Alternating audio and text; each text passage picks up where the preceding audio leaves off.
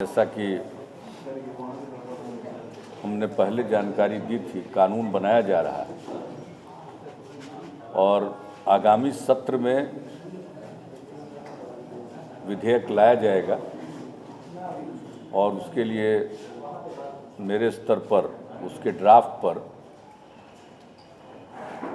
2 round चर्चा हो गई है और उसको फिर अंतिम रूप बहुत जल्दी दे दिया जाएगा ताकि इसी आगामी सत्र में इसको लाया जा सके। इसमें हम लोग प्रावधान ये करने जा रहे हैं कि जो लोक सेवाएं आम लोगों को उपलब्ध कराई जाती है, नागरिकों को उपलब्ध कराई जाती है, वह एक निश्चित समय सीमा के अंदर उपलब्ध कराई जाए और अगर उसे उपलब्ध नहीं कराया जाएगा तो नागरिकों को एक अपील का भी अवसर दिया जा रहा है हायर लेवल पर, और वो उपलब्ध नहीं होती है तो फिर इसके लिए जिम्मेवार अधिकारी के खिलाफ कार्रवाई होगी। वो दंड का भी प्रावधान उसमें किया गया है और फिर हम लोग सरकार उन सेवाओं को चिन्हित करेगी कि कौन सी सेवाएं लोगों को उपलब्ध समय सीमा के अंदर अवश्य कराई जानी चाहिए। उदाहरण के तौर पर आम तौर पर लोग परेशान होते हैं, कार्यालयों का चक्कर काटते हैं, जैसे लोगों को आय प्रमाण पत्र लेना, जाति प्रमाण पत्र लेना, लैंड पोजीशन सर्टिफिकेट चाहिए, ड्राइविंग लाइसेंस चाहिए, रजिस्ट्रेशन है। तो इस प्रकार से ये मैंने कुछ उदाहरण के तौर पर कहा। इसी तरह की अनेक सेवाओं को उसमें शामिल किया जाएगा और सरकार को ये अधिकार रहेगा कि और इसका वो चाहे तो विस्तार कर सकती है जिस प्रकार की सेवाओं को। यानी अब जैसे देखिए कि पासपोर्ट वगैरह बनाने के लिए चरित्र सत्यापन होता है, तो ये एक समय सीमा के अंदर होना चाहिए अन्य कार्यों के लिए। तो जो इस प्रकार की सेवाएं हैं जो लोगों को आसानी से उपलब्ध होना चाहिए और उसको प्राप्त करने में लोगों को कार्यालयों का चक्कर लगाना पड़ता है और इस सिलसिले में घूस भी देना पड़ता है, तो उसकी गुंजाइश को समाप्त किया जाएगा। यानी सेवाओं को उपलब्ध कराने की समय सीमा, उपलब्ध न करने वाले के खिलाफ दंड का प्रावधान, मोटे तौर पर उसमें यही प्रावधान किया जाएगा। यही तो उसमें दिया जाएगा। मैंने इस उदाहरण के तौर पर बताया जो मुख्य तौर पर जहां लोगों की भीड़ लगी रहती है इस प्रकार की सेवाओं के लिए।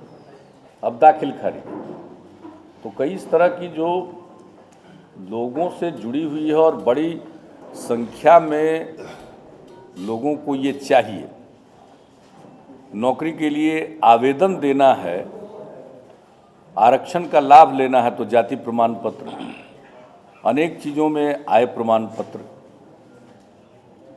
चरित्र प्रमाण पत्र, यानी कुछ ऐसी सेवाएं हैं, रजिस्ट्रेशन का काम, ट्रांसपोर्ट से संबंधित काम। तो इस तरह के जो काम हैं, फिर राजस्व से संबंधित है, बैंक से कोई कर्ज लेना है तो लैंड पोजीशन सर्टिफिकेट की ज़रूरत पड़ती है। यानी इस तरह की सेवाएं, इसलिए हमने उदाहरण के तौर पर कुछ का जिक्र किया, क्योंकि सबका जिक्र करना संभव नहीं है। गलती से कोई एक छूट जाए तो फिर उसका गलत अर्थ निकाला जाएगा। तो कानून में तो प्रावधान होगा कि सरकार सेवाओं के बारे में नियम बनाकर या नोटिफिकेशन के जरिए उसका गलत अर्थ निकाला जाएगा। तो कानून में तो प्रावधान होगा कि सरकार सेवाओं के बारे में नियम बनाकर या नोटिफिकेशन के जरिए उसको अधिसूचित करेगी। कानून तो समय सीमा के अंदर सेवा प्रदान करने के लिए और सेवा उपलब्ध नहीं करने पर दंड का प्रावधान, मुख्य रूप से इसकी दो प्रमुख बातें। दंड फाइन हो सकता है, और उसके बाद अगर आप इस बात के लिए संतुष्ट होते हैं तो वो उसको मिसकंडक्ट माना जा सकता है। कई प्रकार के दंड हो सकते हैं ना, जो पूरे तौर पर डिटरेंट होंगे, यानी हर हालत में लोक सेवाओं को नागरिकों को उपलब्ध कराया जाना चाहिए, ताकि ससमय उन्हें उपलब्ध हो जाए। अगर मान लीजिए किसी व्यक्ति को नौकरी के लिए आवेदन पत्र देना है और उसको समय पर जाति प्रमाण पत्र या आमदनी आय प्रमाण पत्र नहीं मिला, तो फिर उसका कोई अर्थ नहीं है ना। इसलिए समय की सीमा के अंतर्गत तो उसे मिल ही जाना चाहिए, और इस बीच में कोताही करने वाले के ऊपर कार्रवाई का प्रावधान भी रखा गया। जी, दूसरा क्या? पटना एयरपोर्ट को सिला बजाने का भी प्रस्ताव भेजा गया है। नहीं, पटना एयरपोर्ट को के विस्तार के बारे में एक लंबे काल से चर्चा चल रही है। आज से 4-4.5 साल पहले जब हम मिले थे नागरिक उड्डयन मंत्री से, तो शुरू में तो एक प्रस्ताव था कि इस एयरपोर्ट के रनवे को बढ़ाने के लिए थोड़ा अलाइनमेंट को बदला जाए। तो हमने तत्काल उस पर कार्रवाई की और फुलवारी शरीफ की तरफ ले जाने के लिए और उसका सर्वे वगैरह सब करवा दिया। एक आध प्रतिष्ठान अफेक्टेड हो रहे थे तो उनको दूसरी तरफ शिफ्ट किया जा सकता था, वो फिजिबल था। लेकिन बाद में सिविल एविएशन मिनिस्ट्री ने और जो इनका एयरपोर्ट अथॉरिटी ऑफ इंडिया है उसने अपनी रुचि समाप्त कर ली। पहले उन्हीं की रुचि थी, हम लोगों ने उस पर पहल करके बात आगे बढ़ाया तो उनका आ गया कि नहीं, इससे काम नहीं चलेगा। फिर इसके बाद बात शुरू हुई कि साहब एक दूसरी जगह नया एयरपोर्ट बनाने के लिए ज़मीन मिलना चाहिए। तो उसके लिए उनकी टीम आती रही, तो तत्काल पटना के दक्षिण में ज़मीन उपलब्ध कराना संभव नहीं। एक तो ज़मीन थोड़ा सा लो लाइंग है और उससे भी ज़्यादा ज़मीन की कीमत। फिर उनका विचार आया उन्हीं लोगों की तरफ से कि बिहटा एयरपोर्ट जो एयरफोर्स का है या फिर थोड़ा और आगे बढ़कर नालंदा की तरफ जाए। तो आए, उनकी टीम आई, सब जगह उन्होंने देखा। तो अभी हाल में फिर एक आध साल पहले जब आए थे तो विस्तृत चर्चा हुई। बिहटा एयरपोर्ट के विस्तार में काफ़ी विस्थापन हो रहा है, माने कई गांव के लोग अफेक्टेड होंगे और फिर जो नेशनल हाईवे है उसको भी शिफ्ट करना पड़ेगा। और बिहटा में अनेक कार्यों के लिए ज़मीन अधिग्रहित की गई है, तो वो थोड़ा महंगा और कठिन दिखाई पड़ रहा। तो ये उन्हीं पर छोड़ा गया है कि क्या चयन करेंगे। अगर वो आगे जाते हैं तो नालंदा और पावापुरी के साइड में उन्होंने देखा है और इसके संबंध में बिहार सरकार की तरफ से चला गया है कि अगर करना चाहते हैं तो ज़मीन हम लोग अधिग्रहण करेंगे, लेकिन निर्णय उनको लेना है। अभी दिल्ली में जब हम गए हुए थे, योजना के आकार को लेकर बैठक थी, तो उस मीटिंग के पहले हम जब वित्त मंत्री जी से मिलने के लिए गए थे तो वहीं पर चांस मुलाकात हो गई सेक्रेटरी सिविल एविएशन से। तो उन्होंने कहा कि हम लोग इस विषय पर निर्णय ले रहे हैं और आएंगे। हमने भी कहा कि जल्दी आइए और आ करके अंतिम रूप से आप देख लें क्या किया जा सकता है और राज्य सरकार से क्या सहयोग चाहिए। तो हम लोग उनको सहयोग देने के लिए तैयार हैं। स्थल आदि के बारे में उनको सोचना है, जैसा पहले से बातचीत चल रही थी उसके आधार पर नालंदा में ज़मीन के अधिग्रहण के बारे में जिला प्रशासन की तरफ से रिपोर्ट आई है, किया जा सकता है। तो वो उनको भेज दिया गया और वो जैसा निर्णय लेंगे वहाँ के बारे में कहते हैं, अन्यत्र कहते हैं, वो आएंगे तो उनके साथ चर्चा होगी। इसलिए अभी कोई निर्णय नहीं है और मैं कह नहीं सकता हूँ कि इस विषय पर कब निर्णय लोग कर पाएंगे, क्योंकि मैं खुद ऊब चुका हूँ। न जाने कितनी बार मेरे स्तर पर बातचीत हुई होगी और मैं स्वयं गया था वहाँ, और गया एयरपोर्ट को भी विस्तारित करने की बात थी, तो उसके लिए तो ज़मीन का अधिग्रहण हो रहा है 100 एकड़ के बारे में। पटना के बारे में जैसा सोचे, और पटना एयरपोर्ट के बारे में तो उन्होंने स्वयं ही कोल्ड फील्ड डेवलप कर लिया। ये प्रस्ताव उन्हीं का है, मेरे पास अभी भी उनके अलाइनमेंट का जो नक्शा है वो पड़ा हुआ है। और जब हम दिल्ली से आए थे तो तत्काल हमने पटना के तत्कालीन डीएम को कहा था, और उन लोगों ने सर्वे करके तुरंत कहा कि ये फिजिबल है, पॉसिबल है, थोड़ा अलाइनमेंट बदल करके फुलवारी शरीफ की तरफ जाकर, और उसमें सरकारी ज़मीन भी थी, वो हो सकता था। लेकिन बाद में उन लोगों ने खुद ही कहा कि ये नहीं किया जाएगा, तो बात अटकी हुई है। और वैसे मैं तरह तरह की बात सुनता रहता हूँ सिविल एविएशन के अधिकारियों के मुंह से, कोई एयरपोर्ट अथॉरिटी का, मीडिया में जो खबरें आती, तो क्या उनके मन में है वो आकर एक बार अंतिम तौर पर कहें। हम लोग भी चाहते हैं कि अंतर्राष्ट्रीय एयरपोर्ट के रूप में विकसित हो। अभी तो है जरूर अंतर्राष्ट्रीय एयरपोर्ट, लेकिन अंतर्राष्ट्रीय एयरपोर्ट के रूप में विकसित कहाँ है पटना। सर, भूमि जमीन किए जाने की योजना का दायरा बढ़ाया गया है क्या? उस पर विचार कुछ हो रहा है? तो भूमिहीनों को सामाजिक सोशल सेक्टर में तो दायरा हमेशा बढ़ता ही जाएगा ना। हमारी नीति है न्याय के साथ विकास की, तो हम एक एक करके समाज के अभिवंचित तबकों को कि जो सहायता कर सकते हैं वो करने की कोशिश करेंगे। सबसे पहले हमने महादलित समाज के लिए किया, अब दलित समाज के लिए किया है, और आगे इसका दायरा बढ़ाने के बारे में जरूर उसकी गुंजाइश हमेशा रहेगी। सरकार ही की बात तो हम बता रहे हैं आपको। सवेरे मुश्किल से अखबार हम देख पाए, हमने वो खबर पढ़ी है। अभी यहाँ से जाने के बाद हम उस मामले को केंद्र सरकार से टेकअप करेंगे। वैसे सोमालिया की हालत लोगों से छुपी हुई नहीं है, और जो उस इलाके में जिस जिस तरह के गिरोह सक्रिय हैं, हम लोग सुना करते हैं जलदस्युओं का गिरोह होता था महाभारत काल में, और उस समय से तो आज तक इस तरह के तत्व हैं दुनिया में, और सोमालिया की जो स्थिति है पूरी दुनिया उससे परिचित है। लेकिन हम जरूर चाहेंगे कि भारत सरकार इस मामले में जो भी कर सकती है उसे करने की कोशिश करनी चाहिए। मंत्री जी, नेशनल गेम्स के लिए क्या बिहार वेट करने जा रहा है?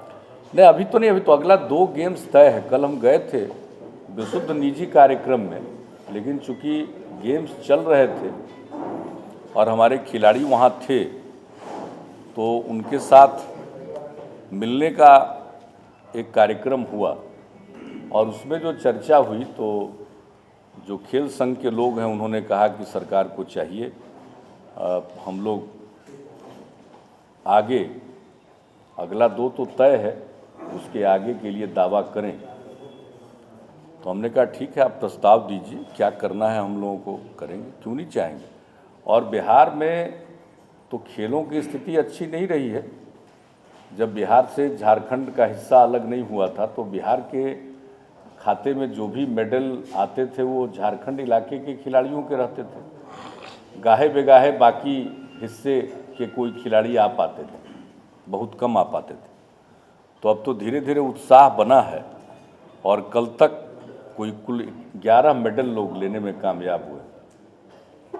अब पिछली बार जो हुआ था राष्ट्रीय खेल उसमें 0 था, तो इस बार 11 पर पहुँचे, तो शुरुआत तो हो गई है।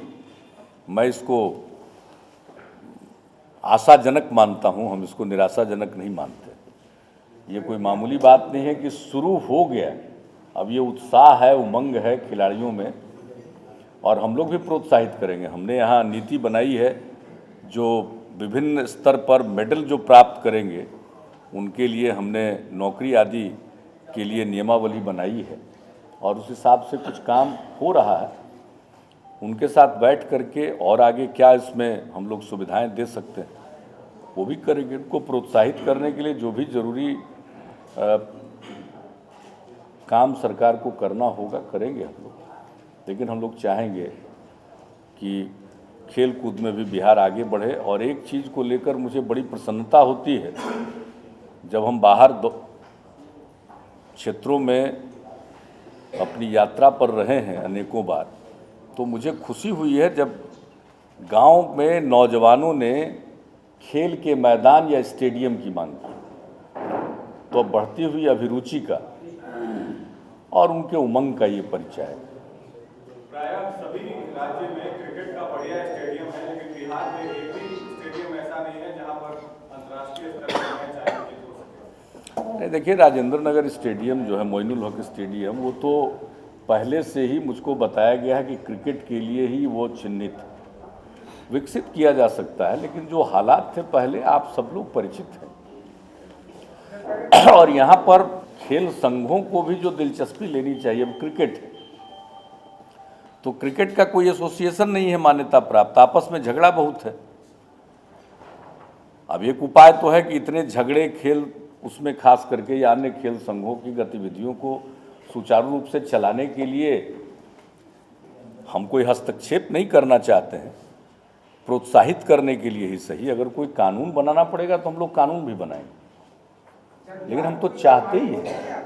अब समस्या है कि जो क्रिकेट एसोसिएशन का हाल है, अब जो खेल से जिनकी रुचि, खेल से जिनका सीधा वाकई संबंध नहीं है, वैसे लोग खेल संघों के पदाधिकारी बन जाते हैं।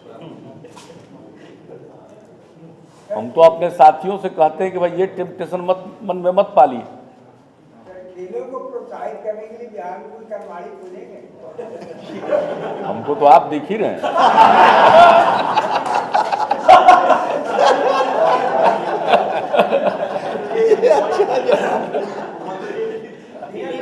ममता बनर्जी से मिले थे मुख्यमंत्री जी, क्या बातचीत? नहीं, हमारी मुलाकात नहीं। चिट्ठी भेजा है। रेल बजट में जो हमारी अपेक्षाएं हैं उसको ध्यान में रखते हुए, जब हम दिल्ली में थे तो उन दिनों ममता जी थी नहीं, अगर होती तो जरूर हम मिलना चाहते, लेकिन थी ही नहीं।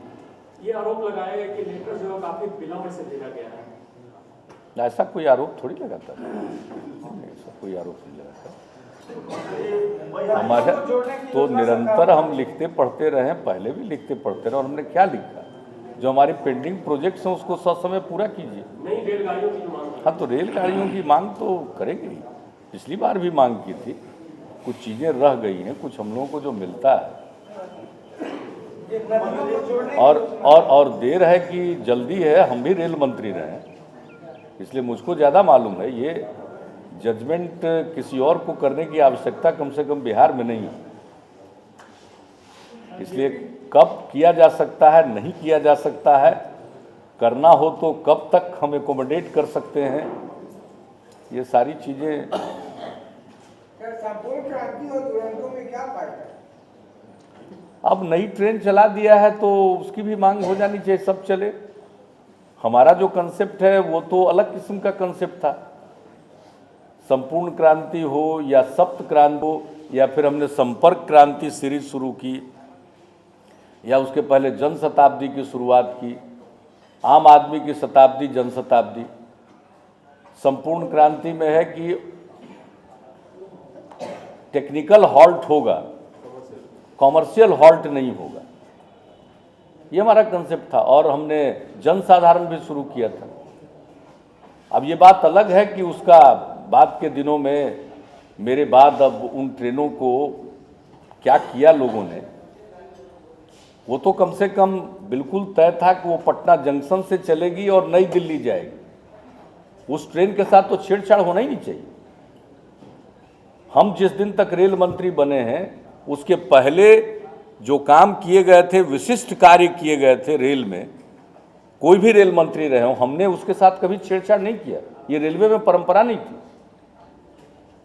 लेकिन अब क्या करेंगे, अपने ही थे, अपने बिहार ही के थे।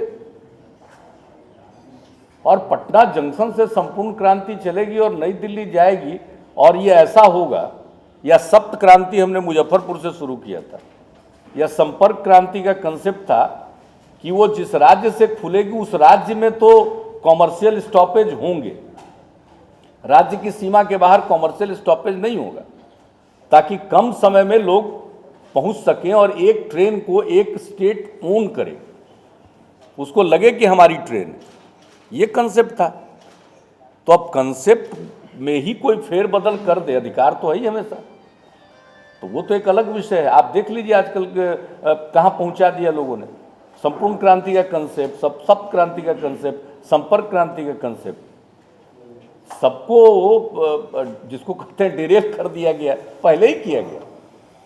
हम आज के रेल मंत्री को ये बात नहीं कह रहे, तो इन्होंने इनके कंसेप्ट जो ट्रेन चली है, फास्ट ट्रेन चली है, वो बिहार को मिले,